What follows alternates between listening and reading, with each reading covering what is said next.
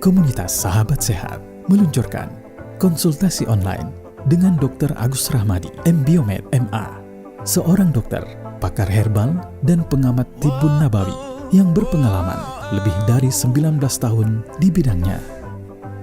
Dapatkan kemudahan konsultasi pribadi, solusi kesehatan Anda sesuai sunnah Nabi Muhammad SAW berdasarkan hadis dan medis, serta alternatif pengobatan herbal cukup dari rumah Anda. Segera gabung dengan komunitas Sahabat Sehat dan jadwalkan konsultasi online Anda dengan Dr. Agus Rahmadi. Kunjungi sekarang juga komunitassahabatsehat.com. Komunitassahabatsehat.com, portal resmi Dr. Agus Rahmadi. Persembahan Wihil dan klinik sehat untuk sehat Islami dan alami.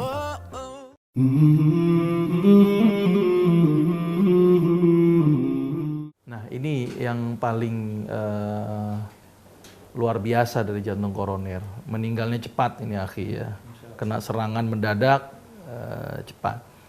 Dalam dunia kedokteran, gitu ya, jantung koroner itu solusinya adalah diberikan ring atau dipasang ring supaya dia tidak tersumbat, atau di stain, dibor, gitu ya, atau di bypass. Itu dunia medis mengobati dengan cara seperti itu. Atau sebelumnya diberikan obat-obat yang sifatnya melebarkan pembuluh darah atau mengencerkan darah. Itu dalam dunia kedokteran. Konsep dalam pengobatan alami sebenarnya sama konsepnya, cuman sikapnya saja yang berbeda. Yang pertama, apa yang menyebabkan dia tersumbat? Intinya itu dulu. Kalau kita konsepnya adalah pasang ring, boleh jadi sekarang pasang ring, setahun kemudian ring lagi, besok lagi ring lagi, berarti selusnya akan ring. Lama-lama jantung kita penuh dengan ring, itu yang jadi masalah. Yang paling tepat adalah bagaimana memperbaiki dinding pembuluh darah dan mencegah itu timbulnya plak-plak yang menempel pada dinding pembuluh darah. Umumnya apa plaknya? Bisa karena trombus atau bisa juga karena lemak. Dan obat yang terbaik sederhana lagi, puasa, selesai. Maka itu kenapa Allah ini mengajarkan kepada hamba-hambanya untuk berpuasa. Bahkan ada hadis yang mengatakan Allah sangat mencintai orang yang berpuasa, Nabi Daud. Sampai seperti itu. Dan satu-satunya agama yang mengajarkan puasa begitu banyak adalah umat Islam. Karena begitu luar biasanya puasa. Ternyata dengan dia berpuasa selama kurang lebih 3 bulan sampai 4 bulan berturut-turut, puasa Daud, itu ternyata plak-plak yang menempel di daerah jantung koroner menjadi hilang. Sambil dibatasi makanannya, akhi. Jangan puasa, tetapi minyak jalan, santan jalan, ayam jalan, daging jalan. Berarti harus prihatin ini. Prihatin dari sisi makannya juga. Ya, jadi lebih baik makannya ya nasi gitu sama sayur bening. Paling kombinasi dengan ikan, perbanyak makan buah.